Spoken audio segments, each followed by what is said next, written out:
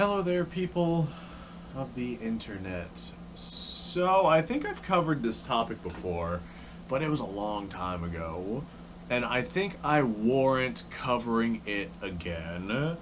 So, let's say something happens in life, and I decide to myself, alright, I'm done. I'm gonna go find myself a piece of land to settle on. I'm gonna, I don't know, head west until I find a spot that has absolutely nobody around, and I'm just gonna stay at that spot and do whatever it is I'm gonna do out there.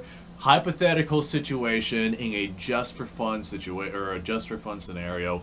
I definitely do not recommend or condone people just absolutely abandoning their lives and leaving and trying to set up shop somewhere else. However, if something like that were to happen, what would I keep? The likelihood of me keeping more than one gun is extraordinarily low. I might keep a rifle and a handgun, maybe a shotgun as well. But I would keep firearms specifically just for practical purposes.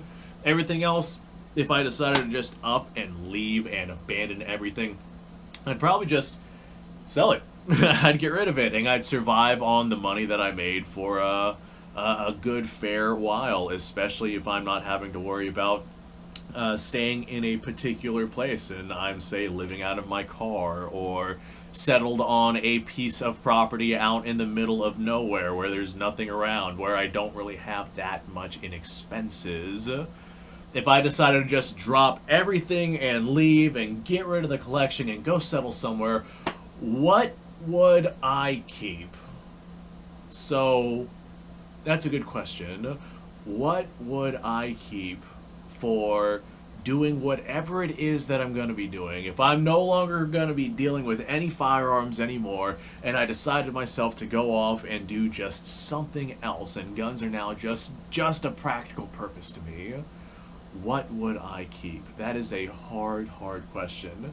I think that I got some really good options. First off, there's the SKS. It's a fantastic little rifle, but the reality is the amount of money that I could get from it, combined with its lack of capabilities in comparison to a modern gun, combined with it having some legal ramifications at where it is that you go, and the ammunition for it oftentimes is just like cheap steel case ammunition. There's other kinds of ammo out there available in 7.62 by 39, but by a huge margin you're going to find cheap steel case ammo with like bimetal jackets that don't really lend themselves to being all that accurate.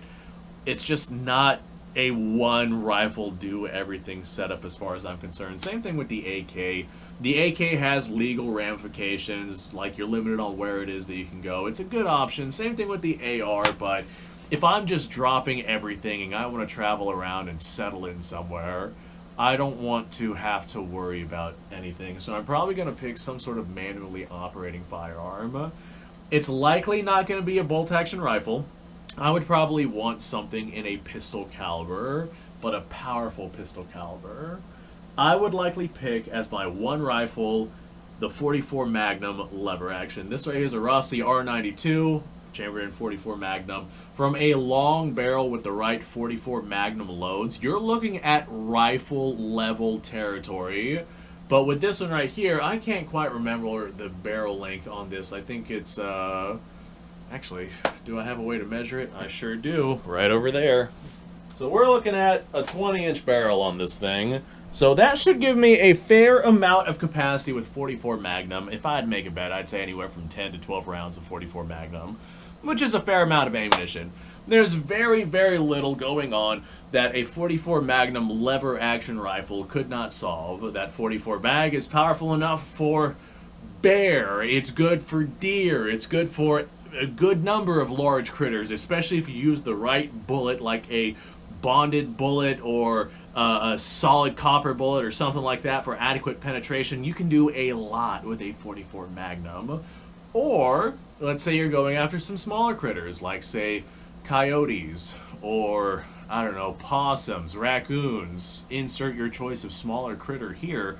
Then you got, like, the 44 special round, which I do my own hand loads. They're very mild 44 special rounds. But the point is, there's very little that the 44 Magnum slash 44 Special rifle sort of system could or could not do. On top of that, I think I'd also get myself a revolver in 44 Magnum. I don't have a 44 Magnum revolver, but if I were to just pick one setup, that 44 Magnum revolver, that's something that I could keep on my hip. That's something I could keep with me at all times. If I had to conceal it, I could. I'm a fairly big dude. I'm like 6'2" and 220 something pounds, and I got peacock feather all over me because I was just messing with some Kevin Peacock feathers. But the point is, I could just focus on buying one standard kind of ammunition, 44 Magnum and or 44 Special, and I could run that through my lever action and through my handgun, and that's kind of like the Cowboy Special, the Cowboy Gunslinger setup that you would see way back in the day whenever lever actions and revolvers were extraordinarily predominant all around the world. Well, not all around the world, but all around the United States. I think that right there is probably what I would pick. There's other options out there, like if I were to go out with a Lee Enfield, 10 rounds of 303 British or even 7.62 NATO if I chose my Ishapore 2A1, that would be a good option, but that's a lot of power and you're restricted only to that 7.62 NATO or 303 or whatever it is that you're going to be firing. You can only undercharge those so much. I mean, you could use like a pistol powder and have like a gallery load, but your options are very limited. I would definitely much rather have something like the lever action. I thought about maybe a 357 Magnum one, like one with 357 Magnum and 38 Special, because that ammunition is much more available and much cheaper than something like a 44 Magnum. But again, I'm a hand loader. The cost and availability of ammunition doesn't really bother me all that much because I can make my own stuff. But the big thing with 44 Magnum is since it's a much larger bore, it handles black powder exceptionally well. And I make my own black powder, and that's one of the reasons why I can load guns or load ammo for guns really, really cheap. Because I cast my own bullets. I got the hiccups, I'm sorry guys, but I cast my own bullets, which can be done for extremely low amounts of money. And I also make my own black powder, which again can be done for extremely low amounts of money. I can make a pound of black powder for like $3 if I'm making homemade stuff. And then load that into 44 Magnum as opposed to something like 357 Magnum. And the black powder fouling that builds up in the barrel affects the accuracy of a big bore cartridge like a 44 Magnum a lot less than something like a 357 Magnum. So if I'm out there just living my life doing what I'm doing, then I have that option of being able to run black powder through a 44 Magnum very, very effectively. I could do that, like I said, in rifle calibers as well. Like, for example, this one right here. This is a Vito Mauser in 308. I load 308 black powder and shoot that through this gun all the time. As a matter of fact, I was out there doing that yesterday, and you can see the black powder crust on the muzzle, and I'm going to be cleaning that once I'm done with these videos here, so I don't have to deal with any rust issues or anything like that. But that's a really, really nice rifle, and I like the black powder rounds for it. But 5-shot bolt action, nah, I think I'm good on that. I'll go ahead and go with the old school lever action.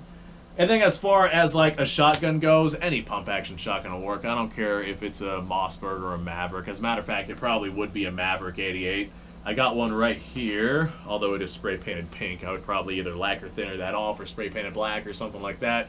But Maverick 88, it's not a very expensive shotgun, but boy is it a capable shotgun. With something like this right here, like all my other shotguns, they're far more valuable. I'd probably just sell those off because I'm looking at guns specifically just for practical purposes. And something like this right here, I'd probably keep the short barrel and get myself a long barrel with a full choke for hunting purposes or whatever it is that I decide to use that shotgun for, just to have that versatility. But I really wouldn't need anything beyond what a pump action shotgun like that would be able to give me. So lever action 44 Magnum, revolver 44 Magnum, and a pump action shotgun of some kind. Go out, settle into the land at wherever it is that I decide to settle in at. Maybe I'll just take the Cougar and drive it until it dies and then settle on the side of the road at wherever it is that I end up, which is probably going to be in the desert somewhere. And call it a day. And everything else I would probably just end up, you know, throwing up for sale, auctioning it off, and surviving on the funds for quite a while. I might get myself like a little 1-acre piece of land and settle in and call that my life. So thanks for watching, folks. I appreciate your time. Like, subscribe, share. Description below is a link to all sorts of stuff. Go check it out. I thought about getting a 22 long rifle or keeping or using a 22 long rifle. I think that if I were to go down that route, I would just use like a Heritage Rough Rider 22 long rifle. Very inexpensive. It's a little revolver. I'd get one with the long barrel on it, like a 7-inch or so. Not the stupidly long barrel, but like a 7-inch barrel to get adequate velocity with the 40 grain bullets that is like the cheap bulk stuff that you would normally find. That would probably be the 22 long rifle that I would get and use, just because it's a handgun, it's easy to carry around, it's dirt cheap. There's like really cheap semi-auto 22s on the market that are like rifle platforms, like the Savage Model 62 and 64 and all the variations of that particular rifle. You can find those for pretty gosh darn inexpensive as well, but that's probably beyond the scope of what it is that I would need. I think the 22 revolver would give me all of what I would need a 22 to be able to do. Like if I'm going after real small things, like I see a snake, or oh, there's a squirrel over there, or insert your choice of what a 22 long rifle would be good for here. Alright, insert outro here to the YouTube video thing that I'm doing here. Thanks for watching, appreciate your time. Like, subscribe, share. Description below is a link to all sorts of stuff. Go check it out. You guys go off, have yourself a fantastic day. I'll see you on the next episode.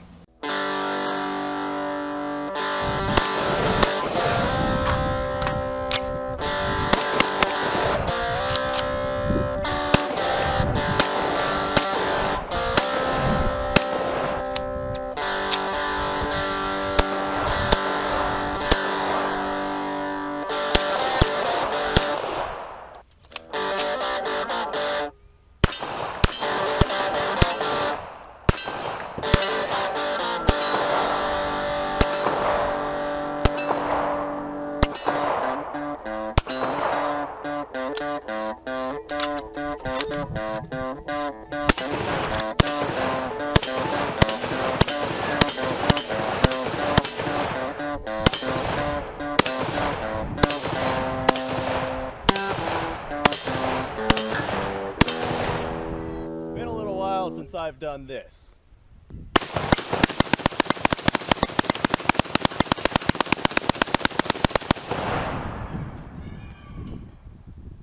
Bonnie and Clyde be damned. The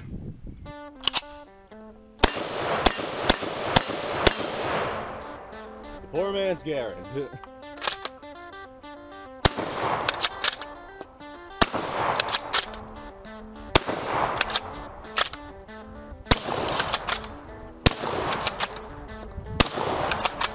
It's a shame that bolt-action shotguns aren't more mainstream.